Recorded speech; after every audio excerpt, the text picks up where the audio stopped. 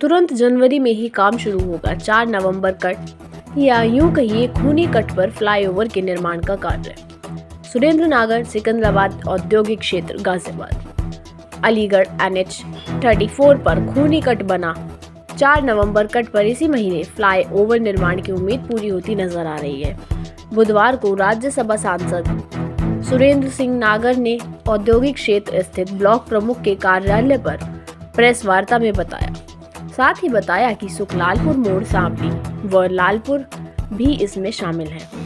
खुर्जा व सिकंदराबाद में कुल 7 ब्लैक स्पॉट चिन्हित किए गए हैं। 153 करोड़ 99 लाख रुपए की धनराशि भी पास हो चुकी है। लगभग 2 वर्ष से ज्यादा हो गए, शायद 2022 या 23 की बात है, एग्जैक्ट 22। मैंने राज्यसभा में जो NH 91 है, अब हो गया 93 34 होगा, अब इसको चेंज कर दिया है 34। इस पर खासतौर से जो ब्लैक स्पॉट है, खासतौर से जो 4 नंबर का कट है, जो खूनी कट के रूप में मशहूर हो चुका है, तो और जिसमें प्रतिदिन दुर्भाग्यपूर्ण तरीके से एक्सीडेंट होते थे, होते हैं, होते हैं, और उसमें अनेकों बेगुनाहों की उसमें मौत हुई। लंबे समय से क्षेत्र के हमारे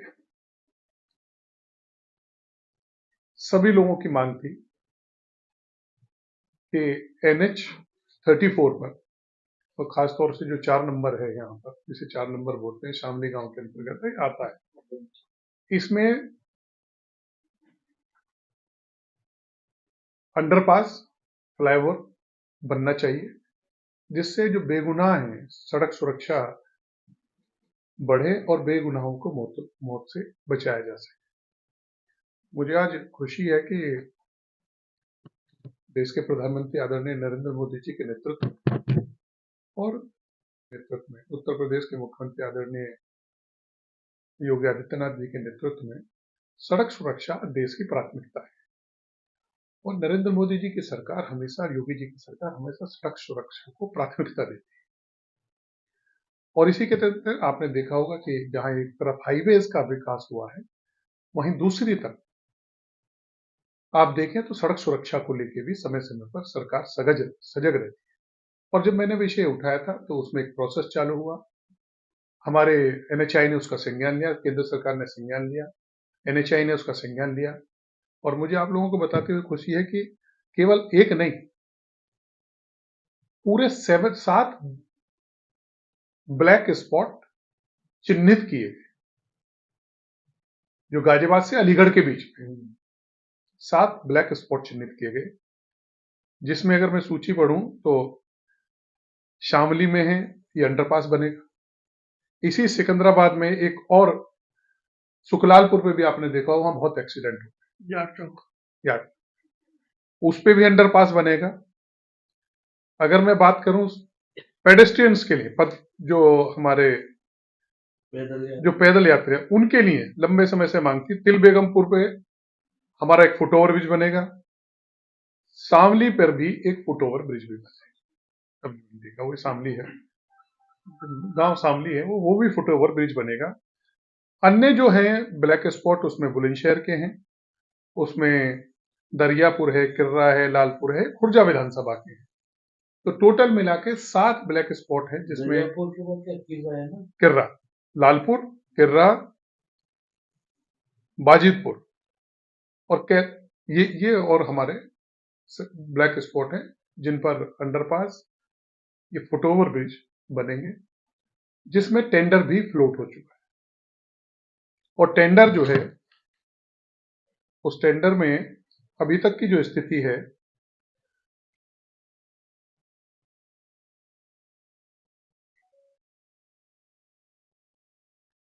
ये टोटल जो 7 ब्लैक स्पॉट है, इसमें जो टेंडर है हमारा, उसकी जो लागत आएगी वो है 153.99 करोड़, 153.99 करोड़ की लागत होगी इनमें। इसमें जो हमारा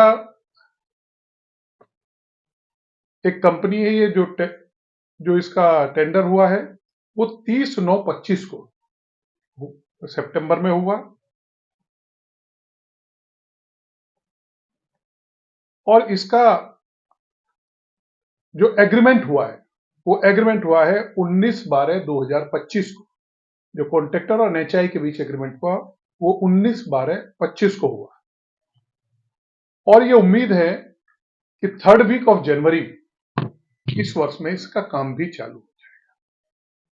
तो जो लंबे समय से एक मांग थी सड़क सुरक्षा को लेकर, खासतौर से नंबर 4 कट और पेडेस्ट्रियंस को लेकर, जो पैदल यात्री हैं उनको लेकर हाईवे क्रॉस करने की, वो स्वीकृत हो गया है और तीसरे हफ्ते में काम भी शुरू होने की एज पर टेंडर जो डिटेल है उसमें शुरू हो जाएगा।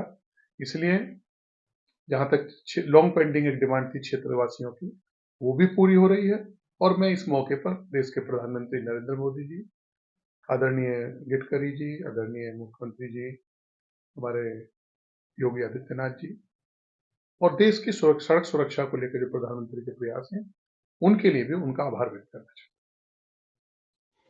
नागर जी, बांग्लादेश में हिंदुओं की मौतों पर क्या हो रहा है? हूं। अपने राजनीतिक जो हमारे रिश्ते हैं उनके साथ साथ भारत सरकार लगातार इस पर निगरानी बनाए हुए है और समय समय हिंदुओं को वहां प्रोटेक्शन मिले इसको लेकर बांग्लादेश सरकार से लगातार भारत सरकार ने अपना प्रोटेस्ट किया है और इस तरीके की जो अराजकता आज वहां है और खासतौर से हिंदुओं की जिस तरीके से संख्या अगर आप देखें बांग्लादेश बनने के बाद घटी है, इससे तो एक बात स्पष्ट है कि वहां लगातार हिंदुओं के साथ अत्याचार है। ये रुकने चाहिए और भारत सरकार लगातार इसके लिए प्रयास कर रही है कि ये हत्याएं रुकें और वहां जो अल्पसंख्यक हैं उनके हितों की रक्षा हो सके। इसके लिए भारत सरकार किस तरह के कूटनीतिक कदम उठाएगा? देखिए लगातार हम बात कर रहे हैं, लगातार जो हमारे प्रोटेस्ट हम लोग कर रहे हैं, लगातार जो हमारे बायलैटरल जो टाइज हैं उनकी जो राजनयिक प्रक्रिया होती है उसके तहत हमने हमेशा इसका विरोध किया है कि वहां हमारे जो हिंदू हैं उनकी सुरक्षा की जाए। कि लगातार भारत सरकार बांग्लादेश सरकार से कह रही है, बांग्लादेश सरकार पर हमने दबाव भी बनाया हुआ है कि इस तरीके की घटनाएं नहीं होनी चाहिए खासतौर से हिंदुओं को। क्या इंटरनेशनल कम्युनिटी में उठाया गया? निश्चित रूप से सुरक्षा परिषद से लेकर जहां भी भारत सरकार को मौका देगा वहां हमने अपना पक्ष सर, ये ट्रम्प कह रहे थे कि मोदी से मैं नाराज हूं, तो क्या मोदी जी उन्हें खुश करने के लिए क्या करेंगे? देखिए भारत एक स्वतंत्र देश है।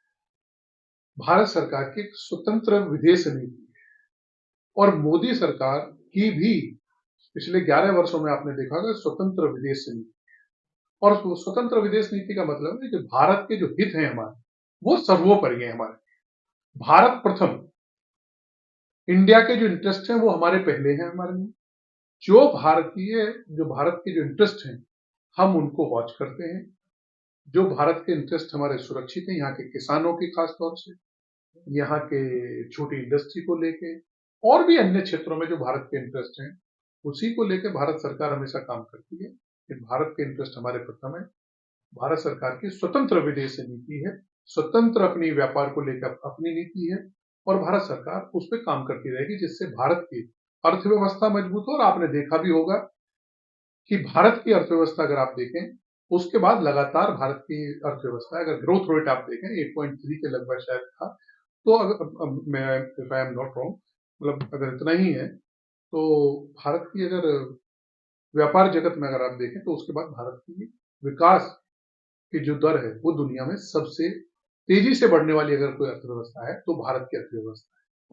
अभी हाल ही में एक मुद्दा उठा, वो बांग्लादेश के खिलाड़ी को लेकर, क्या मुस्ताफिजुर रहमान कुछ करके नाम है उसका, देखिए इसमें सरकार का क्योंकि बहुत ज्यादा रोल नहीं होता, लेकिन आईसीआई आईपीएल इंडिपेंडेंट है, उन्होंने निर्णय लिया और शायद जो मेरी जानकारी है उसमें ना खिलाने का, बांग्लादेश के खिलाड़ी को ना खिलाने का निर्णय लिया। सांसद जी, एक यूपी को लेकर सवाल है।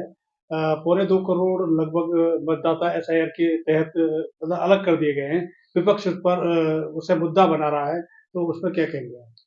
देखिए एसआईआर एक सतत प्रक्रिया है। देश की आजादी के बाद एसआईआर कांग्रेस के जमाने से शुरू हुई जब तो कांग्रेस ने 45 साल राज किया। एसआईआर एक सतत प्रक्रिया है, जो हमारी मतदाता सूची है उसका शुद्धिकरण, एसआईआर के माध्यम से शुद्धिकरण होता है। इस मतदाता सूची का शुद्धिकरण, एक इलेक्शन कमीशन जो है संवैधानिक एक बॉडी है हमारी, जिसे संविधान में अलग उसका स्थान है, संवैधानिक बॉडी, इंडिपेंडेंट बॉडी। वो अपने तरीके से काम करती है और इन समय समय पर इस तरीके के मतदाता सूची में शुद्धिकरण को लेकर इलेक्शन कमीशन हमेशा काम करते रहता है। अभी भी इलेक्शन कमीशन मतदाता सूची के शुद्धिकरण को लेकर काम कर रहा है। उसमें उत्तर प्रदेश में भी ये काम चल रहा है और उत्तर प्रदेश में अंतिम जो उन्होंने शायद आज कल रिलीज हुई है और उसके बाद अभी मौका भी है, जिनके नाम अगर नहीं है तो उनको भी एक अपॉर्चुनिटी दी जाएगी। और विपक्ष की जहां तक मैं बात है, विपक्ष के कांग्रेस के नेता राहुल गांधी ने तो इसमें यात्रा भी निकाली थी और बिहार का इलेक्शन भी हुआ उसके बाद, और वहां बिहार के इलेक्शन से एक बात स्पष्ट हो गई, जिस तरीके से बिहार के मतदाताओं ने बढ़ चढ़कर मतदान किया और पहले से ज्यादा सीटें बीजेपी और जेडीयू के गठबंधन को देने का काम किया। इसका मतलब ये है कि मतदाता की शुद्धिकरण की जो प्रोसेस है, जो सबसे पहले बिहार में हुआ, वहां की जनता ने अपने वोटों के निर्णय से उस पर अपनी मोहर लगा दी और कहीं भी मुझे भी जाने का मौका मिला, कहीं भी इस बात का लेके विरोध नहीं था, बल्कि लोग खुश थे कि मतदाता सूची का शुद्धिकरण।